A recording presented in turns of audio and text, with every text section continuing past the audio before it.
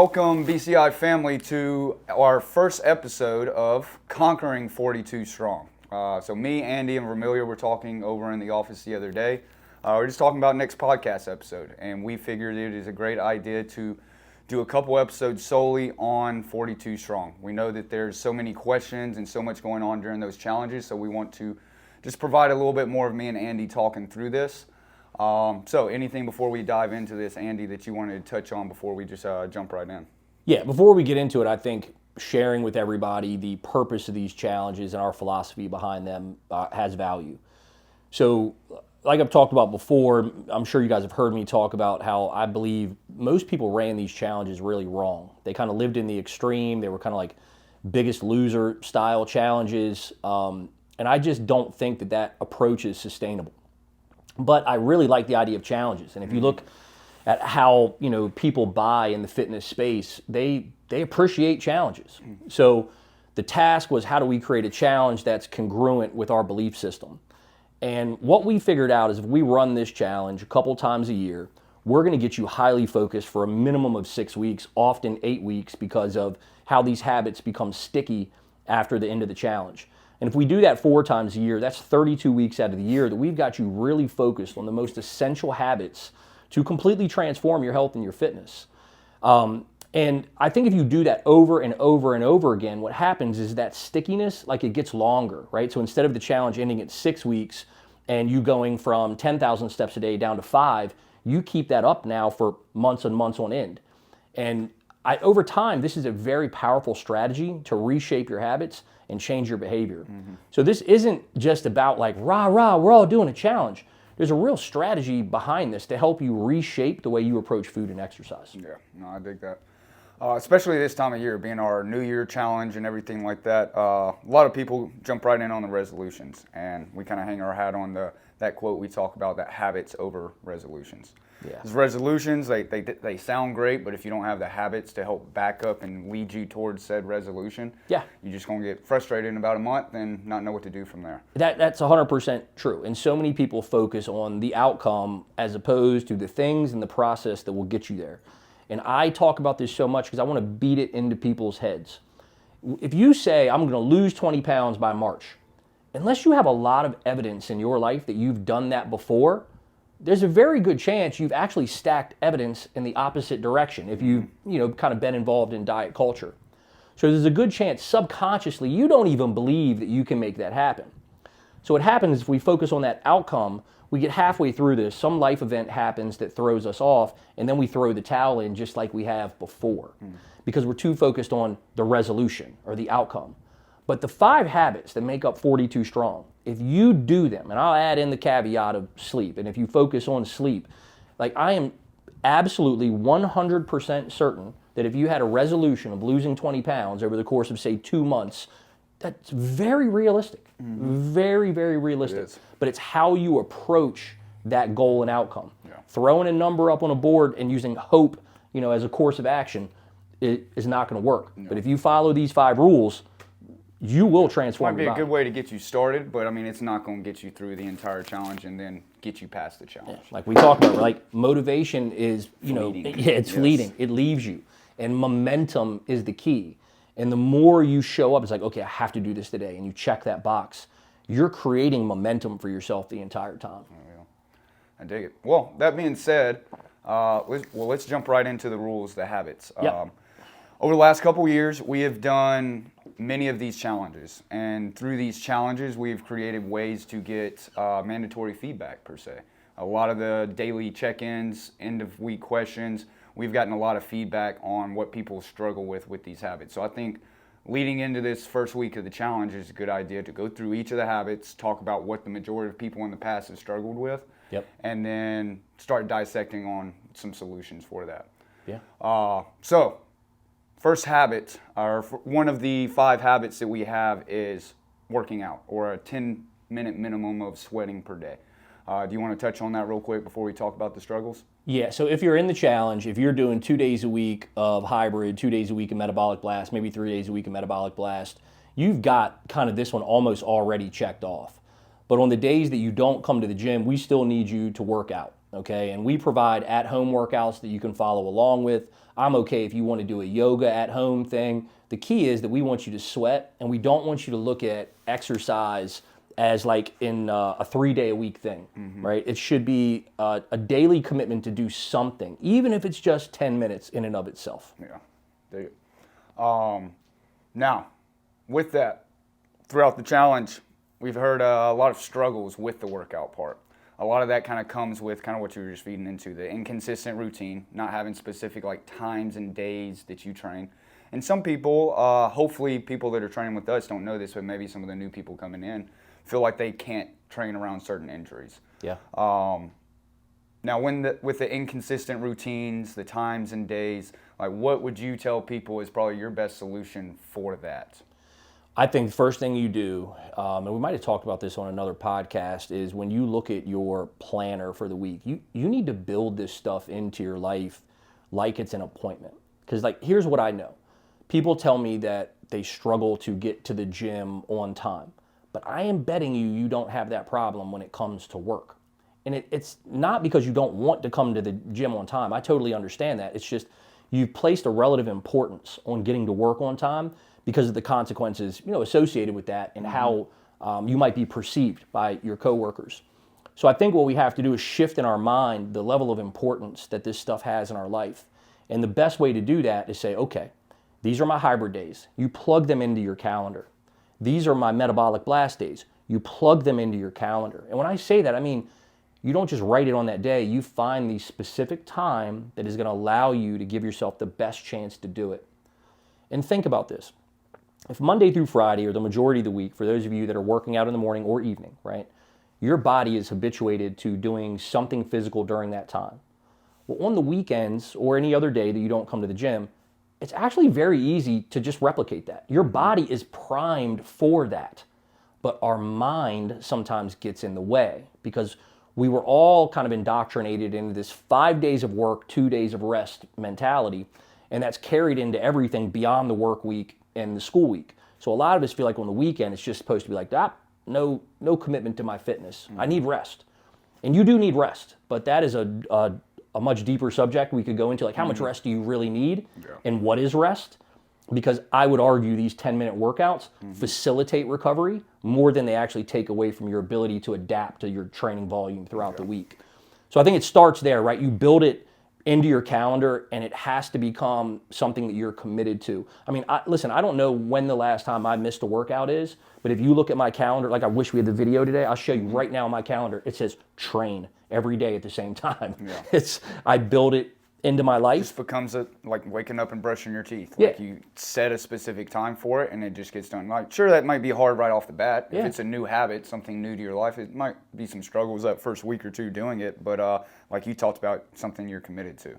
So if you're truly committed to it, setting those times for it, and also you always have coaches and everyone here at the gym that is going to help keep you accountable. And I am not saying that if something comes up that is more important, like really more important than going to the gym, that you should not skip the gym. Like if something's more important, you skip the gym. Yeah. But I think most people need a little bit more discernment in how they make that decision. Because life happens, but sometimes I think people may kind of cater to that, I got to get this done. Yeah. Which again, like sometimes life brings up things that you got to take care of, but that can be a slippery slope if you start giving yourself enough grace to do that repetitively. Yeah, absolutely. A couple weeks go by and all of a sudden you haven't been to the gym in a month. Yeah, or you've only made it 1 or 2 days, right? It's like, and then that becomes the pattern. And this is a much deeper topic, so I don't want to rant on this too long, but learning to not let yourself off the hook, to honor the commitments you made, which if you join this challenge, you made a commitment to do it. Like you know the rules and what it is. And the more you honor your commitments to yourself, the more you build self-trust. The more you build self-trust, the more you can set a goal and actually show up and achieve it. But like I said earlier, if you stack the evidence in the other direction, that like every time I do this, it doesn't stick and I don't do well, like there's a very good chance that your mind and brain is going to want to go in that direction. Yeah, no, 100%. If you don't believe that you can do something, like your life's going to kind of cater to that way. Absolutely. But, subconsciously, which is the insidious part. Yeah. All right. So habit number 2. This one is a big struggle for a lot of people. Hold on, especially real right quick before you do that. I just go ahead. noticed the injuries one. injuries. I didn't Yep. touch on that. Yeah, Really yeah, quick. yeah. Here's the thing about injuries. Our entire system is set up to mitigate injuries, from the evaluation and orientation in the beginning, all the way down to actually how we program. We have 52 weeks of programming done for people, so when they enter into our program, they're getting a level 1 program. And for some people, it might actually be less of a stimulus than they're capable of handling. But for some people with injuries, it's really important to move slow and see how you adapt to this, because the first week or 2, your coach will have to figure out, did the exercise I select for you have the outcome that I wanted? Now, that's going to take you and your coach communicating back and forth. But I want to talk about injuries versus like pain. Yeah. Because a lot of people equate the two, and they are different. All right. I've had both my hips completely replaced. All right. Those were very serious injuries that I had to recover from. Okay.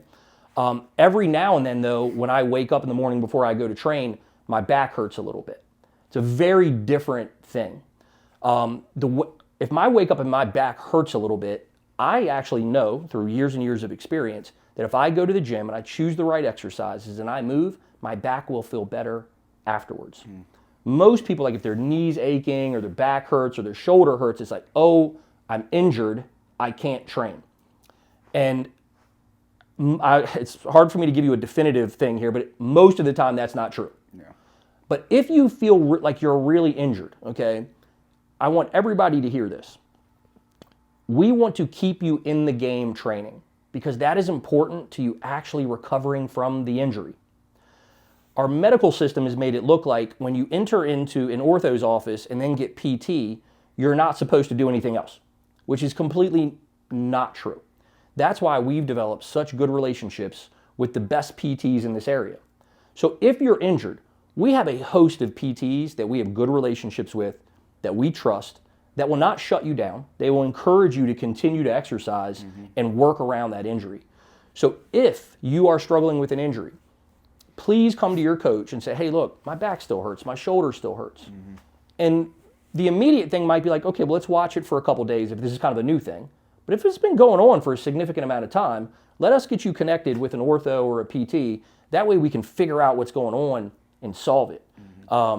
Because now an injury is different. Like there's, when I had my hips replaced, I think there's about 10 days that I didn't do anything. Yeah. But the minute that I could wheel myself around on that walker and start doing the exercises that they gave me, which was probably less than 10 days, to be honest, I was doing it. And you saw me. I'd come to the gym some days, like just to, have my dad pick me up, drive me up there and do it, because I knew getting into that environment would just be the momentum I needed to do the exercise, even when I was still in pain and just not feeling good. Terry, some days, and I haven't dealt with a lot of injuries, but some days just purely showing up to the gym, like you just said, and getting in the atmosphere, like it's like a switch for me. Yeah. So that's why we got that sign on the front door. Yeah. Yeah.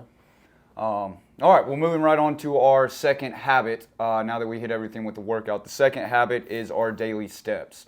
Now, the goal that we have set for everyone, 10,000 steps.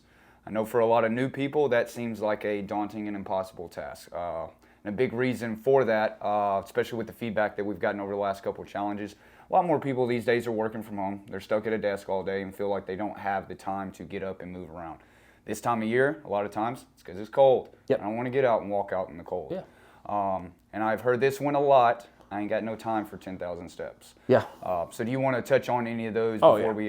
This is a good one, too. Because, first of all, this is a really, really important thing, and it's like a cheat code to getting leaner and being more fit.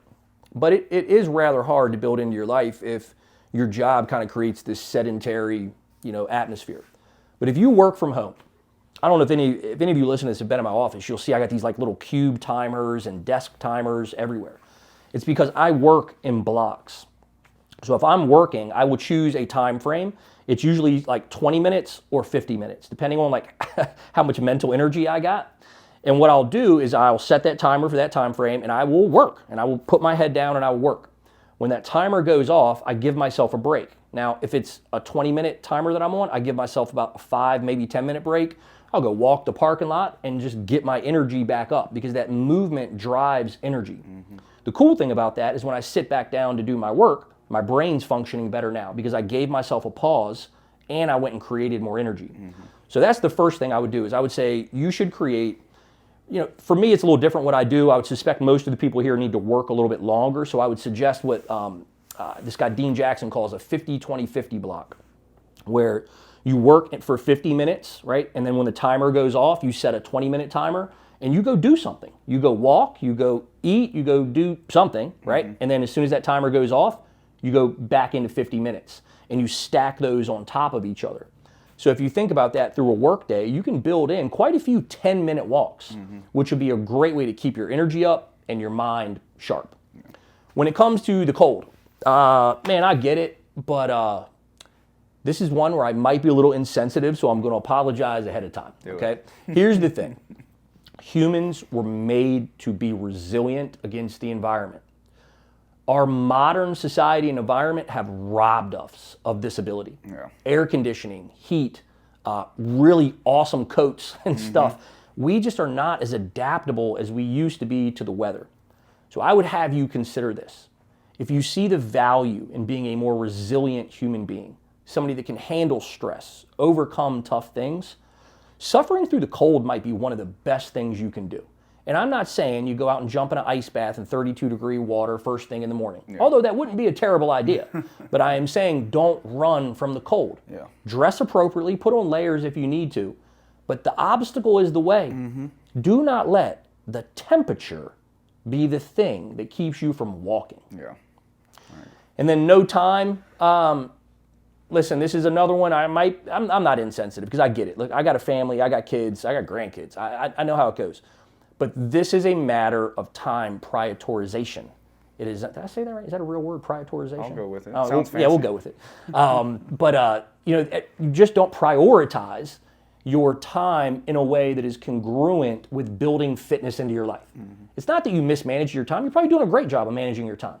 But relative to adding fitness in, meal prep in, 10,000 steps a day in, there's probably going to be some reshuffling of your schedule. And you need to really take some consideration there. And I'd like another thing that you talked about, like in some of our other orientations and with these habits is anchoring it to something. Yes. And I think the time block you just talked about is good. I know what's helped a lot of people in some of the previous challenges is when you told them anchor it to your meal. Like hopefully you're eating the meal plan, which we're going to get into in a minute. You get your 3 meals and take you a 5-10 minute walk after every single meal. That is the new thing that you do. You eat, you go walk. And you can bucket that into your lunch break because hopefully everyone's got at least 20-30 minutes to eat lunch. And I don't know if any of you listening had a mom and a dad like me where like after you ate, they were like, you need to not go do anything. Don't go jump in the pool. Don't, it's like you need to let your food digest. I don't know how that became a thing. I don't know, but I want to put that out there that because many of the things we learn in childhood stick, right? And we don't always know why. But I just want to tell you that's absolutely not true. Your digestive efficiency will rather improve by going and walking afterwards. So, but that's a good point. Anchoring habits together or habit stacking is a really, really valuable thing. So if you just said, all right, every time I eat a meal, I go walk 10 minutes afterwards, you're probably going to hit 10,000 steps anyway. 30 minutes of walking like that, you're going to be pretty close, if not there. And you'll feel really good too. For sure. All right, we're moving right on to the next habit, which is the meal plan.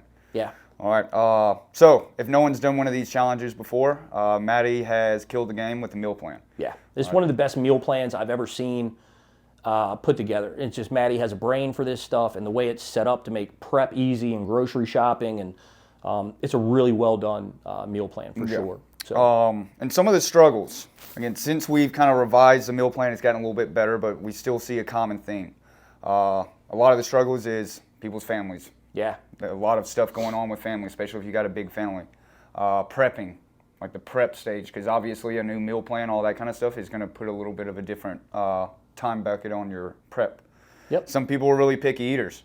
Well, once you look at the meal plan, hopefully there's nothing too picky on that because everything's fantastic.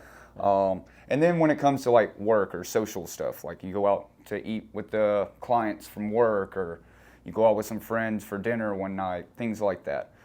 Seem to be the biggest struggles.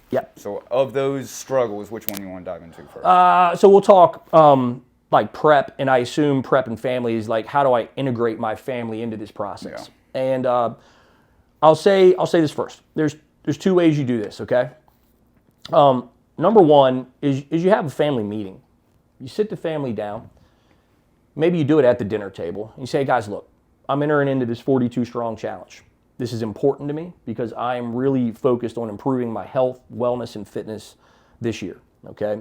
The way that we currently do things is a little bit different than the way that we're going to do things while I'm on this challenge. I would love to integrate you into this because I see the value of us all eating in this way and participating and being more active. So if you're open to that, I say we do that as a family. Okay, so that's option number one. Now, I know there are parents and people listening to this rolling their eyes right now about having that conversation with their wife or husband and kids. And I will tell you, it is a harder journey if you are on it by yourself. But I also think there's some power in that. Because I think a lot of what affects people from changing their body is the social influences that they have from other people. And they will minimize how important getting healthy is to not stand out in the crowd. It's kind of like that tall poppy syndrome where people don't want to stand up. This comes from how they grow poppy in the poppy seed fields. And if one of the heads pops up more than the other, they chop it off. So they keep it straight. And it's an important part of the process. And I'm forgetting exactly why. But people worry about that too. It's like if I'm the one with my head up in my family choosing to eat this way, how is that going to affect my dynamics in my family? And Lord forbid, what if I make a mistake? Will they reflect that back to me? And will I feel bad about that?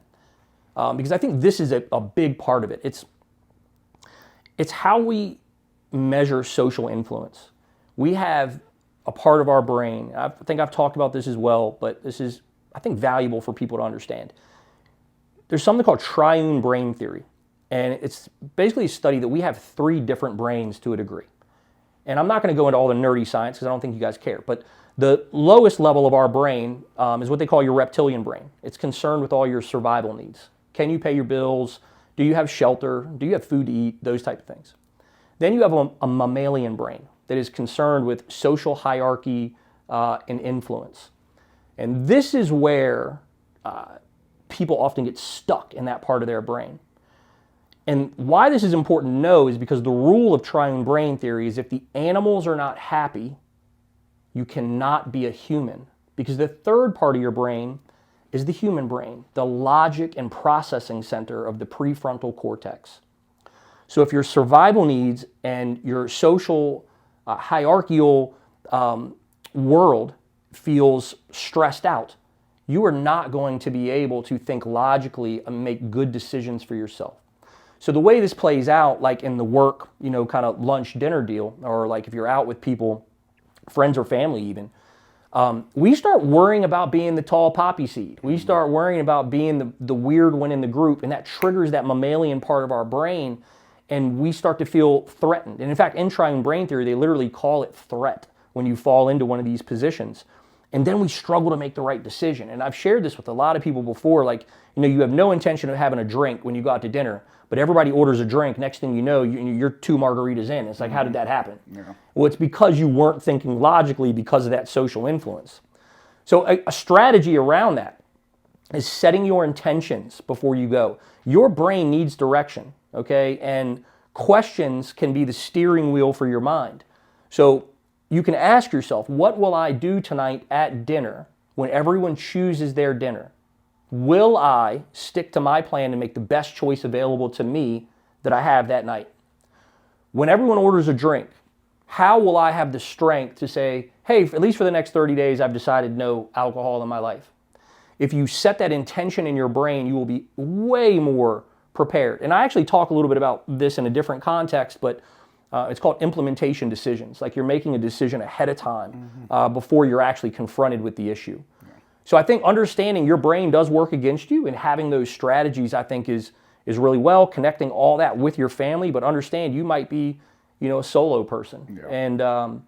And the picky eater thing, I'll just say this, like, hey, I get it, but like let's not vote for the things that could be holding us back, right? So a lot of picky eaters, in my experience, they miss out on a lot of really important nutrients.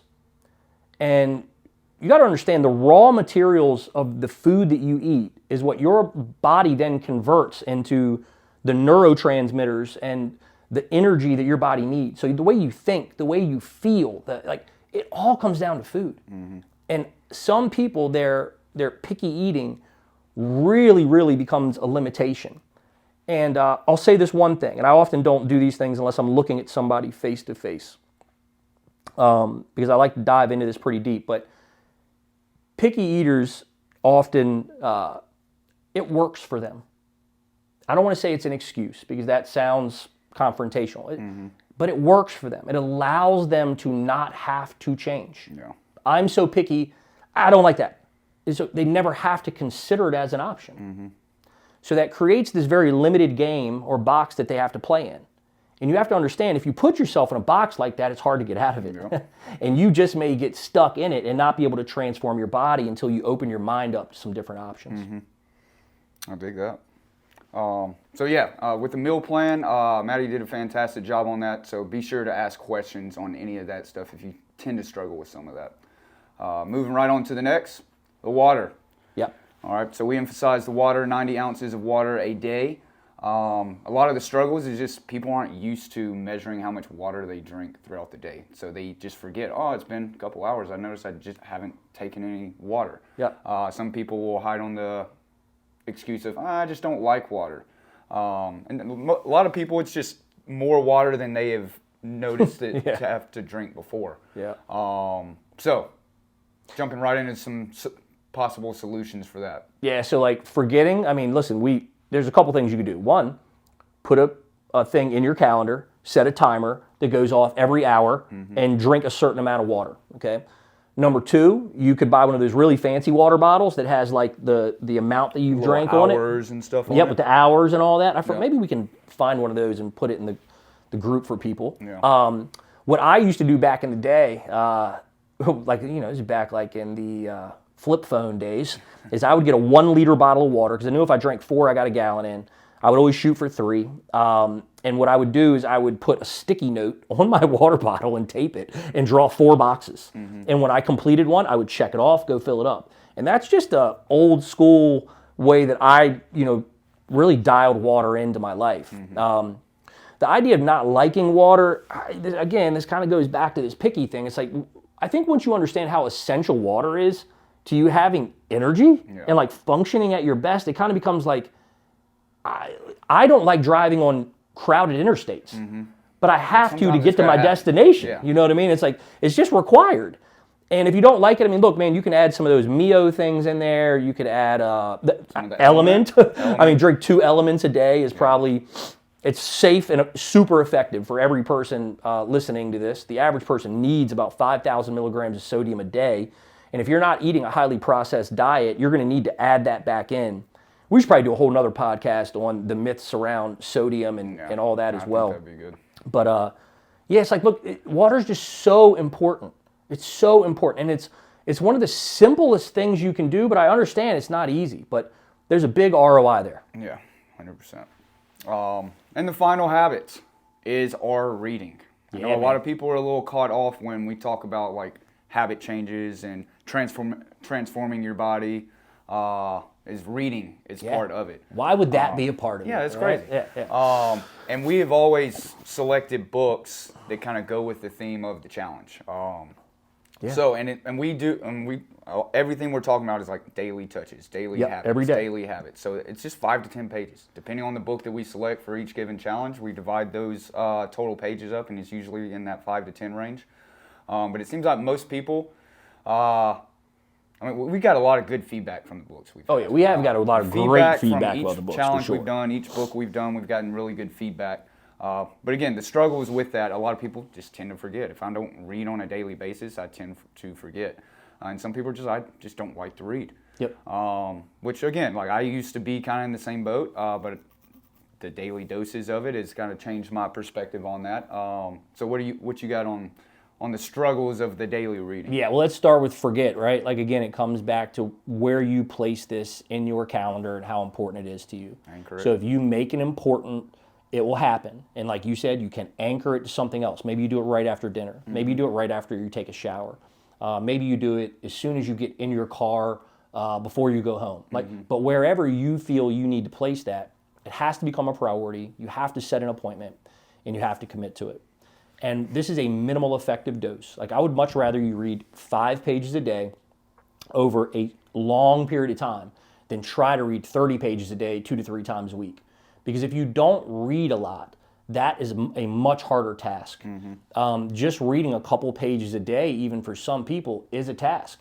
But I want you to ask yourself, are you okay with that?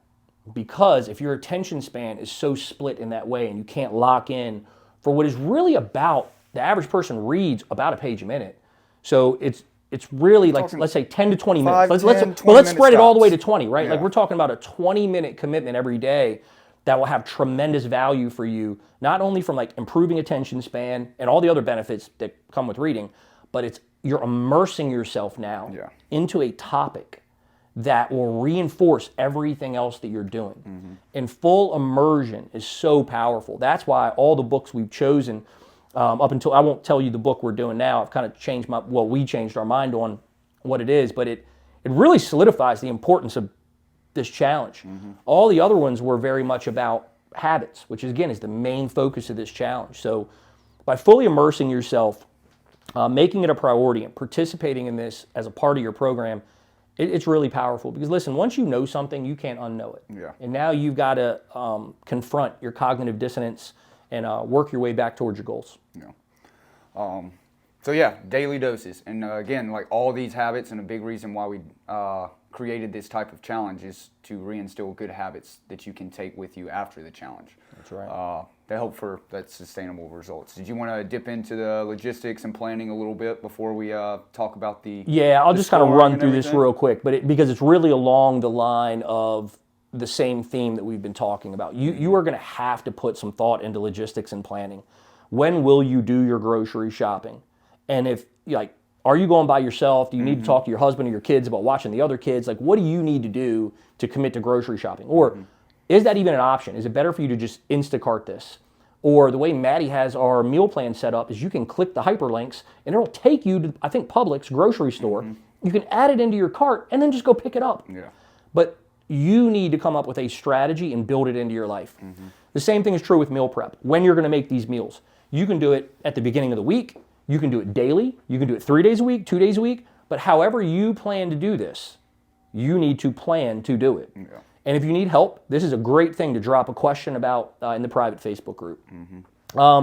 Family communication and family logistics, I kind of talked about a little bit earlier, but it's back to this idea of like really good communication with everybody and really like a lot of thought put into like, okay, if I've got to get little Johnny over here to this practice and I got to get little Janie over here to this practice and I got to have a meal in between, or at some point in time throughout that, how am I going to get that done, right?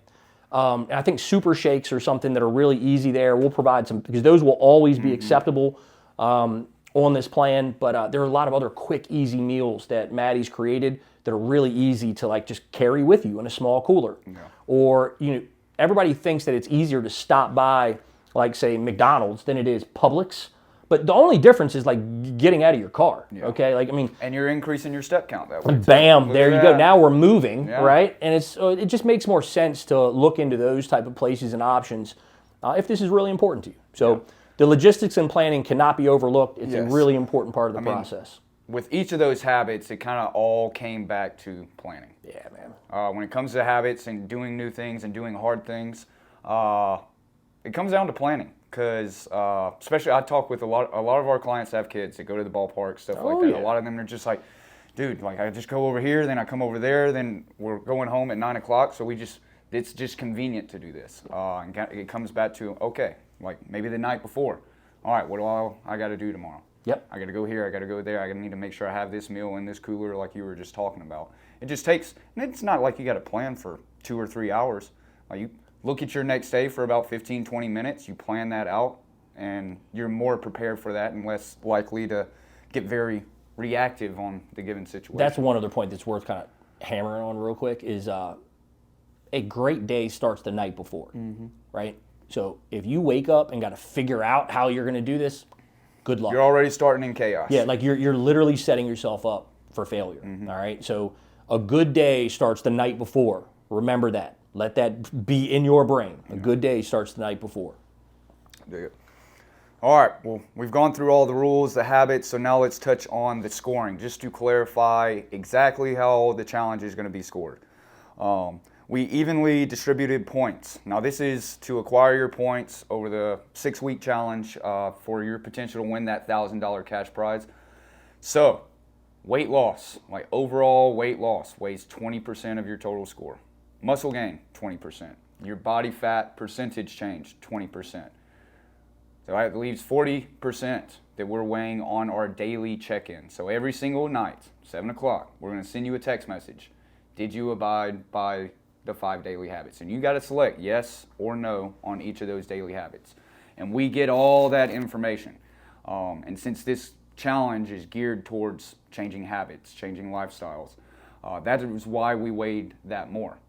Not only that, is these daily habits are going to feed you towards the results that you're looking for. Do you want to touch on any of those specifics real quick? I think that's really well said, but just to reiterate the point that 40% of this comes down to you actually doing what we're asking you to do. Okay, there's $1,000 on the line, so please don't let your integrity fall because we're relying on the honor code here. Listen, we've done this with hundreds of people now. We will know if the data does not match up with the check-in data, and I mean your body comp results with the check-in data. We're so certain of that. Because we've done this so much. So if you just focus on the daily check-in, here's the cool thing. If you just do the 5 things on the daily check-in, even though it's only weighted 40%, those other things, body fat percentage, muscle gain, and weight loss, you're going to do it. Mm-hmm. You're going to. The other thing that I want to make a point of is losing muscle when dieting is the reason why most people's metabolism continues to get slower and slower and slower.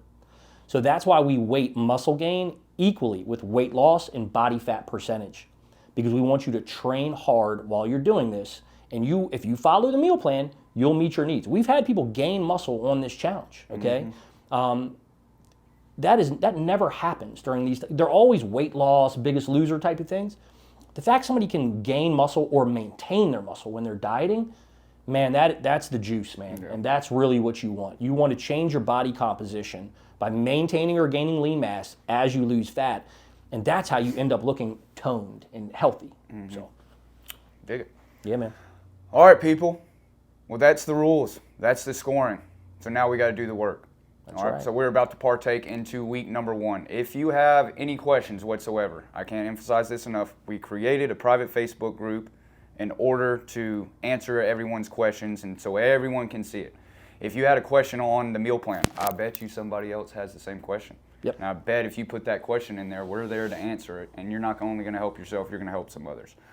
So don't feel shy or timid to throw some questions up there about anything and everything. We are here purely to help with this process. So we're giving this to you on Sunday. So spend some time doing the planning. All right, we can't emphasize that enough. You heard us talk about that on each of these little topics. So that being said, good luck. We're here for you. Lean on us when you need help. Do the work. Ask for help, folks. Ask for help. Ask for help. I'll talk a little bit about this at the orientation, but I want to reiterate it again. Ask for help. All right? There are no dumb questions. We got your back 100%. I wish you the best. I'm proud of you for stepping into this challenge, and let's get after it. Yep. Let's conquer it. I'm out.